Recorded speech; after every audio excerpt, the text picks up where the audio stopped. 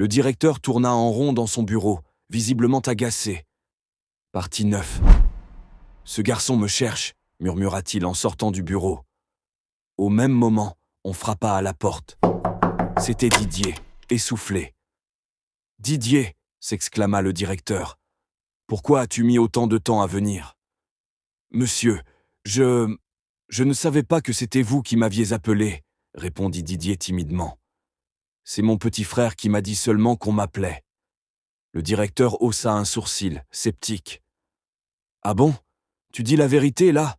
Vraiment, les enfants d'aujourd'hui ? » « Bon, entre. » Didier entra, le cœur battant. À l'intérieur, il découvrit Jacob, le petit frère de Rebecca, observant la scène. Le directeur se tourna vers Didier. « Ton petit frère Christian affirme que, hier soir, tu lui as confié quelque chose à propos de la grossesse de Rebecca. Que dis-tu à ce sujet ?» Didier fronça les sourcils. « Moi ? Je ne sais rien, monsieur.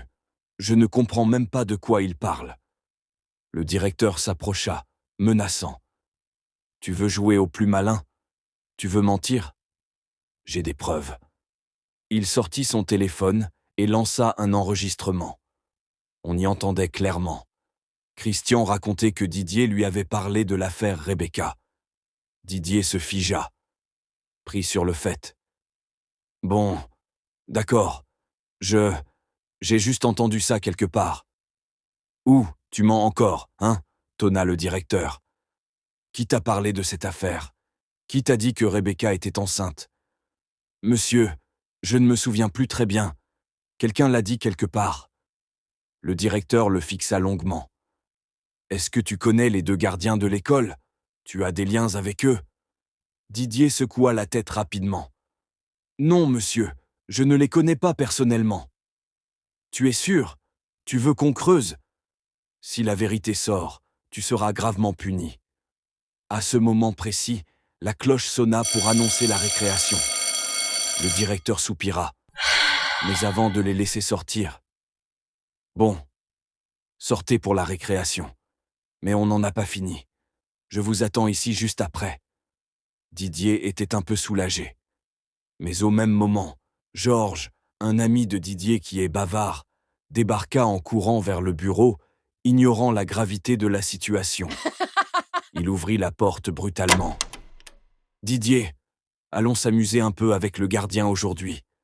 Je t'attends depuis... » « Tu fais quoi ?» Puis, voyant le directeur dans la pièce, il blêmit. « Oh, pardon, monsieur, je ne savais pas que vous étiez en pleine discussion. » Il ressortit aussitôt. Mais il était trop tard. Le directeur se retourna lentement vers Didier, les yeux plissés. « Mais tu disais que tu ne connaissais pas les gardiens. De quel gardien ton ami parle-t-il » Didier bafouilla. Il parlait d'un autre gardien, monsieur. Pas de ceux-là. » Le directeur, suspicieux, appela aussitôt Georges. « Georges, reviens ici. Toi, tu parlais de quel gardien tout à l'heure ?» Georges, toujours gêné, répondit sans réfléchir. « Le gardien Jonathan, monsieur. »« Donc tu le connais ?» reprit le directeur. « Comment ça se fait ?» Didier agitait discrètement les mains pour faire signe à Georges de se taire. Mais le directeur le remarqua. « Didier, cesse de gesticuler. Tu essaies encore d'influencer ton ami, n'est-ce pas ?» Puis, s'adressant à Georges. « Toi, je sais que tu es un bon élève et tu ne mens pas. Dis-moi la vérité. Comment tu connais ce gardien Jonathan ?» Georges hésita. Puis, en soupirant, il dit « Monsieur, au début, on ne le connaissait pas vraiment. Mais un jour, il a commencé à discuter avec nous. Il nous a même donné de l'argent pour acheter des biscuits pendant la récréation. » Le directeur fronça les sourcils. « Pourquoi il ferait ça ? Parce que il a fait la cour à une fille dans notre classe, et il ne voulait pas que ça se sache. Il nous a un peu achetés pour qu'on garde le silence. » Didier éclata. « Georges, tu es infidèle. Pourquoi tu dis ça ?» Mais Georges rétorqua avec colère. « Oui, Je parle maintenant parce que ce gardien-là n'est plus sérieux. Il nous donne plus rien.